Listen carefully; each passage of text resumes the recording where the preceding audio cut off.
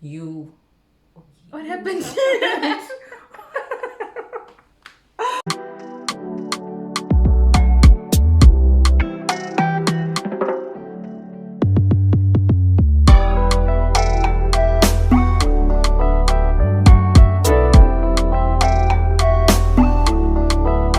Hi guys, welcome back to my channel, and thank you guys so very much for your continued support. And if it's your first time here and you haven't subscribed, please do consider subscribing.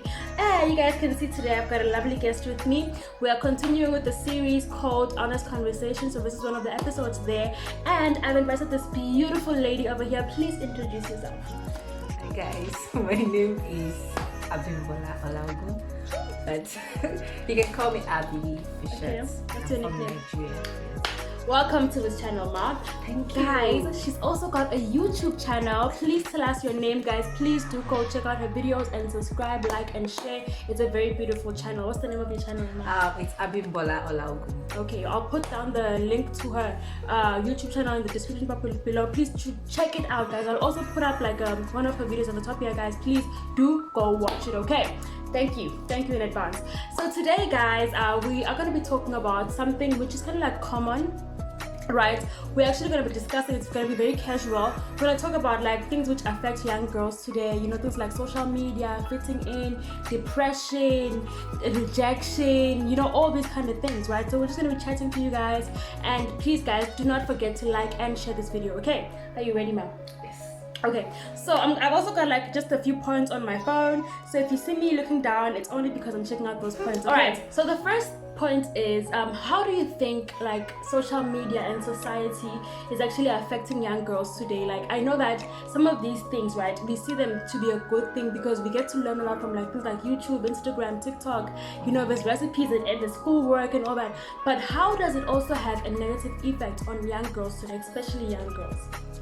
Okay, so first of all, thank you so much for inviting me. It's such an honor. You're welcome. And guys, she's one of the people that really was pushing me to start my YouTube channel. Finally, she started it. I'm so proud. I'm so proud of you. So I'm so grateful for that. Thank you so much. You're Okay, welcome. so social media, yeah, the negative side. Okay, the negative sides, right? Yeah, the negative side of it. Like, how does it affect it? Okay, what I can say is, first of all, the negative aspect, like the first part, is the competitive aspect.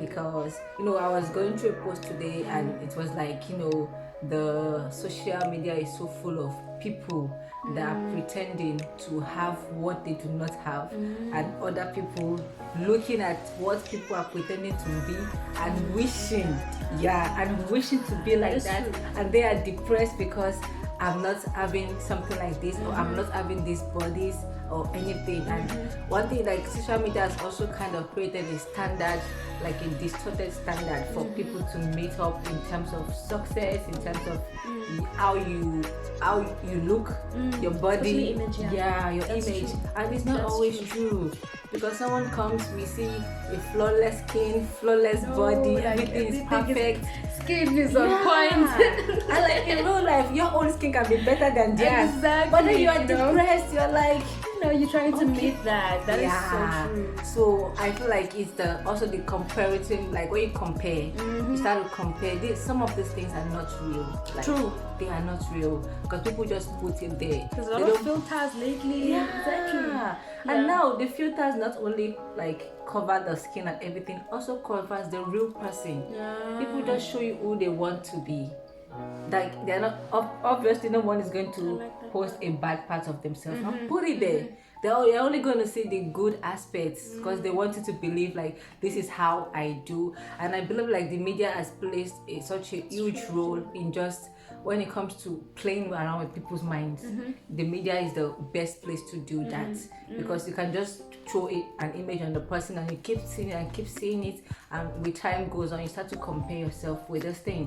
You see someone post and they're like, I'm successful at maybe 19, I'm already driving a Ferrari or something. They don't tell you what they did. Probably their parents are like multi-billionaires, but you know where you come from. You start to struggle, you want to keep up just so you can post the same thing. You do things behind, and then you come. You don't even know what they do for a living. That's true. So I think a negative aspect is, you need to know what you stand for. You need to prepare your mind to go to social media, and you need to learn to filter what you do there. Don't go there looking for perfect people. No one is perfect. People are just putting that thing there. They are trying to put their own idea of perfection to you. So negatively, when we try to look at those things and compare, it makes you feel less of yourself. You don't appreciate yourself enough. So we just I really like that a lot, actually. And I think you mentioned something there. I didn't actually think about the competitiveness being so, like, it's not just about material things, but even about like the person's personality. I feel like that's something I didn't even realize until you mentioned it. That is so true. And also, guys, one thing I've learned is that we are very, like, we can be very happy, right? But the moment we become unhappy is the moment we start comparing ourselves with other people, because that rips you away of your happiness. You feel like, why can't I be like them? Why am I not like this? Why? Because like you said, people put out only what they want us to see. And they'll never show us pictures of themselves or whatever, post of themselves crying, going through a hard time, or maybe even just like doing like the worst things. They would never, but they only show off the real things. And some of them could be posting like, oh my god, I'm doing this and this and this, but when they're alone, like it's a different case, and that is really, really true. I really like that a lot. It's really good what you just mentioned right now. That's true. And so sometimes you even find that some of these people are actually depressed. Exactly. That is really true. I mean, you look at some celebrities, honestly speaking, some of them, it's not even hidden, but they'd be having like really hard times. They talk about how they go to therapy, or some are even going through divorces and everything like that. And even just that attention alone can literally like cause so much depression and anxiety, just being everywhere. You can't even do anything in peace. You do this, there's already paparazzi. You can't do anything in peace. So that alone can also just kind of make you depressed. That is so true. Actually, that's really true, man. Okay, so now that you mentioned everything, what do you think, like, how can someone like say, okay, you know what, I hear you guys, you're saying it's bad in this way, it's bad in this way, it's bad in this way, but what can I do to not let it have a negative effect or negative impact in my life? As much as I can be using it for good things, but what can I do to avoid those negative advices or negative, I don't know, negativity or it affecting me in a toxic way? What can I do? What can someone do? I'll say, first of all, you need to learn to filter things, like the aspect of mind management. Because you don't let your mind become an open field where everything just comes in and you let it in. You need to be able to filter what it is that you are looking for based on how you manage your mind well. And the second thing is, do not compare. True. Never ever compare. You do not know the full story. Don't ever compare like your life with anyone. You are unique in your own way. Your success is, I believe success means different things to different people. So do not try to compare someone's success to yours. And if you try to become like someone else, it's not bad to have like a mentor or a model. But if you try to be exactly like them, the best you will ever be is second best. And you are meant to live your best. You are your own kind of best. Like so no one can ever be you. That's why even our DNA, our genetics is different. We are unique. So no one can ever be. Exactly. Alright guys, so we've already spoken about like how people are unique and how people should embrace that being unique and not try to be someone else. So now how can someone like literally do it? Like, how can someone, okay, let's say I have a role model or someone that I look up to on social media. How can I literally say I look up to them and not try to be exactly them? How can I practically do it? Like, how can I practically do it? Okay, first of all, okay, now I don't mean to be spiritual, but no, you can be. Your first and foremost should be God.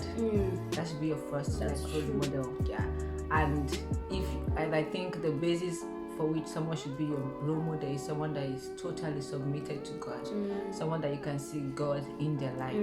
So if that is okay, then that will guide you in helping you to choose a role model. Because someone once says, if everyone you see, just because someone came today and say something nice to you and you feel like, okay, you can't go about everyone you meet and calling them your role model. So it's like a guy calling every lady you meet your wife. True. So you need to have standards. Yeah, you need to have standards and make sure like, okay, this person, and even God knows the people that you need in your life. True. So He would always give you a leading towards those people. But there are always going to be signs. There are people that you can connect with, and there are people that you just feel comfortable talking to, and you see that this life emulates God.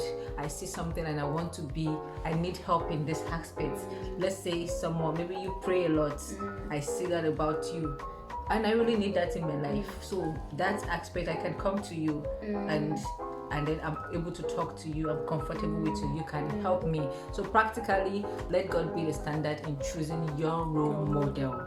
Like practically, that's just what you can also pray about it, because God leads you. That's like how practical it can be. You pray about it, and God just lead you. He will lead you to the person, and you'll be there. You just know that you are okay. You just feel comfortable with someone. You don't need to know them so much, but you know, this is the one that God is yes. You know, I like what you said. It's very true, because I remember even with me, right, practically what I did, right, there were some people that I felt like, you know how Instagram, right, whenever you just go on Instagram, you just scroll, for example, you see a lot of things, and some of the things actually start influencing your thoughts and how you see things and how you reason. And what I did, like when I was just like trying to make sure that I don't end up, you know, letting this swallow me, I actually had to unfollow a few people that I felt like, no, why is it that whenever I see this person's post, I start thinking a certain way, I start seeing things in a different way, I start having these negative thoughts. I had to physically and practically like do it practically and follow them. And what I did, I started following people that I felt like were actually more towards my purpose or what God wants, or in line with what I want to do, you know, because whenever I see that, I get motivated. I get to say, no man, people are doing it out there, it's possible, I can do it too. Like it kept on driving me to become that, you know. So it's like, as much as it's a role model, and I'm not trying to like maybe say like I want to be like them, but they're in line with my purpose. I don't know if it makes sense. And they're adding value to me, exactly. And you know, when you go down and you scroll now, instead of you seeing some negative post, what you see now is something which is going to build you, you know, not something which is going to take from you. Yeah. Okay, so we're done with that part. So now I want to know, like, you know how now there's this definition of this is cool, I want to be cool, and like what exactly is cool? Like, what is the right kind of cool? You know, like cool kids or the cool, you know, what is it like? What is the true meaning of being cool? And is it okay to not be cool? Okay. Simply put, I would say being cool is you knowing who you are and confidence in who you are, knowing who you are and whose you are. Because it makes a difference. And you are confident about it. Because if you do not know who you are, I can come to you and present other things to you, and you will not be sure, okay, which is which. That little confusion. Just for example, let's say you don't know who your father is. Let's say your earthly father, and someone else comes to you and say, I'm your father. You have a tendency to want to believe and be like, okay, maybe when you are starting to get used to him, someone else come and say, I'm your father, and now you are confused. So now you don't know who to call father. So being cool is it has to do with your identity. Who are you? If you can answer that, who are you? Whose are you? And why have you come here? So once you realize that, once you know yourself, you can stand up for, you know what you stand for. When you know yourself, you know what you stand for, and you can stand for that in such that you won't fall for something. My husband always say that if you don't stand for anything, you fall for anything. So you need to stand for one thing. And because once you are confident in your skin, then that's being cool. Being you, not pretending to be someone else. Being cool is being real. Being real and being you. Being you. Because even with God, you have to be real to know, like, okay, so that's being cool. Because if you realize that people that are termed cool, they sort of have a persona that they are confident in, and people see that and they want to be as confident as that person, because confidence attracts. So when you are confident, you attract people, because people are like, there must be something here.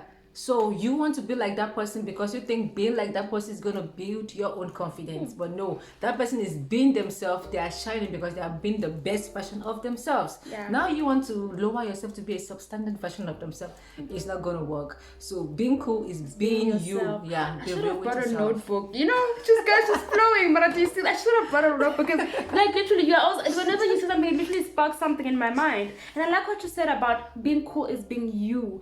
And you know, as much as we see people out there, we think that they are cool because they're being themselves. Like, they're just being who they are. So if you want to be cool like they are, just be you. And even if there's like a cool squad or the cool kids, like, it's okay to not be cool like they are cool. Be your own kind of cool. Be confident and be okay with who you are, where you come from, who you are, like you said, whose you are. Because I feel like when you know those things, you won't be confused. Like, when you know that, okay, this is who I am and this is where I come from, I'm not going to try to do things just to meet those standards, to fit in with those people, because I know who I am and I know where I come from. So that's very, very important. Now let's move to our next point of peer pressure now. I feel like there's a lot of things that are happening in social media, society. You know how things are happening today. Like, it's very different from how it used to be in the past. You know, so there's a lot of things that people get to be involved in now. Like, you know, things like maybe even getting to be involved in, like, maybe doing drugs, smoking, becoming early alcoholics, sexual relations, and all of that. So what can people do? Because guys, these things can lead to a very, very bad thing as well. For example, we have a lot of teenage pregnancy, a lot of abortions, a lot of this and this and this and that. So what can someone do, like, to avoid that? Because I feel like as we grow older, we feel the need to, like, fit in or to belong to a certain group or to belong to. So how, since people are now coming up, how can they find the right place to belong, you know, and not just be lost? Because, you know, people are maybe still searching. Am I part of them? What do I like the most? Am I part of them? You know, so how can someone do it to choose the right peers so that they don't fall into the bad kind of peer pressure? Okay, so it still boils back to identity, because when you know your identity, your confidence, like what we said, being cool, then it won't really affect, you won't be pressured to become someone else, because peer pressure is simply being pressured to become like someone else. Yes. So practical things, know yourself and surround yourself with people that follow your purpose, people of like-minded, not people that want different things from what you want. So you can't say I want A and you are surrounded by people that want B. That's putting yourself pressure. They become pressure on you because you want different things. So you surround yourself with people of like minds that can help you, that can follow you. You want the same thing. So practically is knowing yourself, and your environment also matters. Make sure you surround yourself with the right people, watch the right things, listen to the right things, and it all boils down to what? Being confident in you, and never ever compare yourself to someone else. Don't do that. That's very true, guys. You know, when it comes to even just picking the right kind of group, I feel like, you know, the saying that friends of the same feather flock together. Go back and see, like, who am I? Like, who am I really? You know, because I feel like as much as you still do feel the need to belong, there are good places where you belong. You know, because I feel like even just, for example, our how do I put it? Our Christian home or our church, for example, or churches out there, I feel like that is also a place where you can feel like you belong, because there people are going to try and help you to actually really build yourself in Christ, so that you can actually know your identity and know who you are, you know. So instead of just like maybe following other things, just try your best to go back to who you are. Okay, so now lastly, how does one deal with things like rejection? You know, like maybe now, okay, they feel like, okay, this is not me, I don't belong to this group, but now they feel rejected a lot. You know, some people even feel rejected by their own family members, and some even by peers. You know, like they feel like they don't have now a place where they can feel like they belong. Sometimes even the church can reject certain people. So how can someone deal with rejection? And because that rejection can also lead to depression, because now you feel like no one wants to be your friend, no one wants to be around you, no one likes you. So how can people deal with that, like, you know, the depression that comes with it, and just being rejected?